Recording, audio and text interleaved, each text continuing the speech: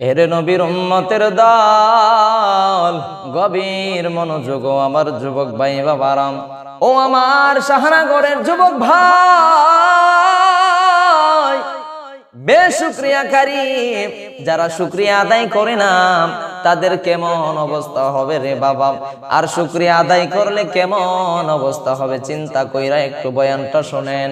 গভীর মনোযোগ, ও মায়ার নবীর উম্মতের দল, শুকরিয়া আদায় করলে কেমন লাভ, আর শুকরিয়া আদায় না করলে কেমন লাভ রে বাবা।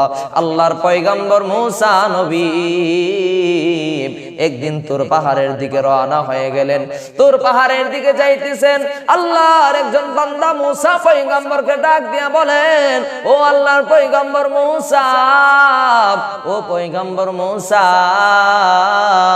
ও নবী গো, নবী গো, নবী গো, আল্লাহর একটু বলবেন নি আমার ধন সম্পদ কিভাবে কমবে?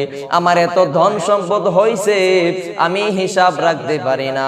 আমি ধন সম্পদ যতই দান সদকা করি শুধু বাড়ে আর বাড়ে। ও পয়গম্বর মুসা, আল্লাহরে জিগাইবেন নি কি করলে আমার ধন সম্পদ গুলা কমে যাবে? ও পয়গম্বর মুসা, আল্লাহর একটু জিগায়েন আমার ধন সম্পদ গুলা কিভাবে কমবে। আবার আল্লাহর পয়গম্বর মুসা হাঁটতে লাগলেন, হাঁটতে লাগলেন। যাওয়ার সময় আরেকজন মহিলা আমার পয়গম্বর মুসা নবীকে পাইলেন। আল্লাহর পয়গম্বর মুসা নবীকে রাস্তার মধ্যে পাইলেন। পাওয়ার পর ওই মহিলা ডাক দিয়া কয়, ও পয়গম্বর মুসা, ও পয়গম্বর মুসা, নবী গো, নবী গো, আপনি মনে হয় তোর পাহাড়ে যাইতেছেন আল্লাহর সাথে কথা বলার জন্য। ও পয়গম্বর মুসা, আল্লাহর একটু জিগাইবেন নি আমার কেন এত অভাব অনটন? কোন কারণে আমার এত অভাব অনটন? ও পয়গম্বর মুসা, সকালে যদি আমার সন্তানদেরকে নিয়ে আমি খানা পিনা করি, জোহরের সময় খাইতে পারি না, রাত্রিবেলা খাইতে পারি না। যদি একটা জামা আমি পরি, আমার সন্তানদেরকে আমি পরাইতে পারি না। আমার সন্তানরা যদি পরে, আমি একটা ভালো জামা পরতে পারি না। ও পয়গম্বর মুসা, আল্লাহরে জিগাইবেন নি আমার এই দুর্দশা কিভাবে যাইবে, আমার এই দুর্দশা কিভাবে যাইবে? আল্লাহর পয়গম্বর মুসা তোর পাহাড়ে চলে গেলেন। আল্লাহর সাথে কথা বলতে বলতে ওই যে মহিলার কথা, ওই যে লোকের কথা, আল্লাহর পয়গম্বর মুসা বললেন, ও আল্লাহ, আপনার একজন বান্দি আমার রাস্তার মধ্যে পেয়েছে। রাস্তার মধ্যে পাওয়ার পর বলেছে তার এত অভাব অনটন কেমনে যাবে, তার এই অভাব অনটন কেমনে দূর হবে? সে নাকি সকালে খাইলে জোহরের সময় খাইতে পারে না, সে ভালো জামা পরলে সন্তানদেরকে পরাইতে পারে না। সে যদি ভালো জামা পরে সন্তানরা পড়তে পারে না, আবার সন্তানরা ভালো জামা পরলে সে পড়তে পারে না। ও আল্লাহ, ওই মহিলার দুর্দশা কিভাবে যাবে? আল্লাহ রাব্বুল আলামিন বলেছেন, ও পয়গম্বর মুসা, তুমি ওই মহিলাকে বলবা সে যেন আমার প্রতি বেশি বেশি করে শুকরিয়া আদায় করে, তাহলে তার ধন সম্পদ, তার অভাব অনটন সব কিছু দূর হয়ে যাবে। সেজন্য আমরা বেশি বেশি করে শুকরিয়া আদায় করতে হবে। আর একজন আল্লাহর বান্দা প্রথমে বলেছিল তার ধন সম্পদ কিভাবে কমবে। আল্লাহর পয়গম্বর মুসা বলতেছেন, ও আল্লাহ, আপনার একজন বান্দা বলেছেন তার এত ধন সম্পদ সে নাকি হিসাবও রাখতে পারে না, তার ধন সম্পদ আপনি কমায়া দিতে। ও আল্লাহ, তার ধন সম্পদ কিভাবে কমবে? আল্লাহ রাব্বুল আলামিন ডাক দিয়া কয়, পয়গম্বর মুসা, ও পয়গম্বর মুসা, তারে বলবা সে যেন আমার প্রতি আর শুকরিয়া আদায় না করে। যদি শুকরিয়া বন্ধ করে দেয় তাহলে তার ধন সম্পদ আস্তে আস্তে করে কমে যাবে। আল্লাহর পয়গম্বর মুসা নবী চলে আসতেছেন। আসার সময় ওই মহিলা জিজ্ঞাসা করতেছেন, পয়গম্বর মুসা, আল্লাহরে জিগাইছেন নি?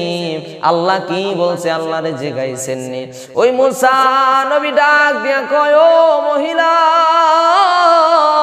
আমার আল্লাহ রাব্বুল আলামিন বলেছেন, আমার আল্লাহ রাব্বুল আলামিন বলেছেন আপনি বেশি বেশি করে শুকরিয়া আদায় করতে। আপনি যদি শুকরিয়া আদায় করেন আমার আল্লাহ রাব্বুল আলামিন আপনার সব অভাব অনটন দূর করে দিবেন। বলেন সুবহানাল্লাহ। এ আমার যুবক ভাই বাবারা, আল্লাহ রাব্বুল আলামিন সব অভাব অনটন দূর করে দিবেন। বেশি বেশি করে শুকরিয়া আদায় করলে আল্লাহ রাব্বুল আলামিন অভাব অনটন দূর করে দিবেন। এই মহিলা এই শুকরিয়ার কথা শুই না বলেন হায় হায় আবার বাজি শুকরিয়া আদায় করতে হবে, শুকরিয়া আদায় করলে নাকি আল্লাহ দিবে না। এই কথা বলার সাথে সাথে মুসা পয়গম্বর যখন চলে যাইতেছেন হঠাৎ করে এমন বড় একটা তুফান আসলেন, ওই মহিলার ভাঙ্গা টিনের ঘর ওই তুফানে আবার চুরাইয়া নিলেন। বলেন নাউজুবিল্লাহ। আল্লাহর লীলা খেলাম।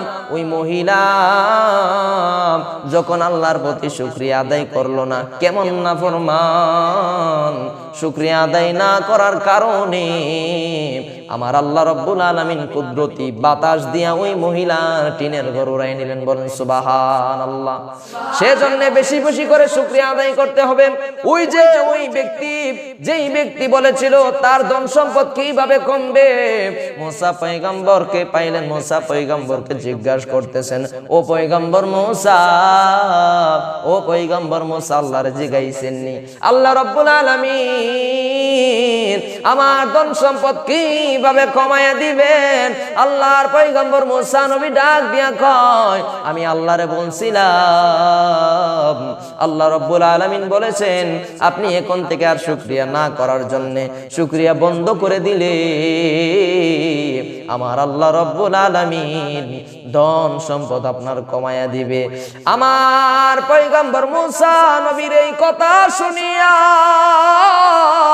ওই ব্যক্তি ডাক দিয়া কয়, না না না, আমি কখনো শুকরিয়া বন্ধ করব না, তাতে আমার ধন সম্পদ বাড়ুক, যদিও হিসাব না করতে পারি সমস্যা নাই, তারপরেও আমি শুকরিয়া বন্ধ করব না। বলেন সুবহানাল্লাহ। আমাদের শুকরিয়া করার দরকার আছে না নাই? আমাদের শুকরিয়া করার দরকার আছে। সেজন্য দুইটা ঘটনা কেন বললাম? একটা ঘটনা, যারা শুকরিয়া আদায় করবে না তাদের অভাব অনটন লেগেই থাকবে, লেগেই থাকবে। আর যারা শুকরিয়া আদায় করবে তাদের ধন সম্পদ বাড়ায়া দিবেন কে? আমাদের ধন সম্পদ বাড়ায়া দিবার মালিক কে? আমাদের রিজিকের মালিক কে?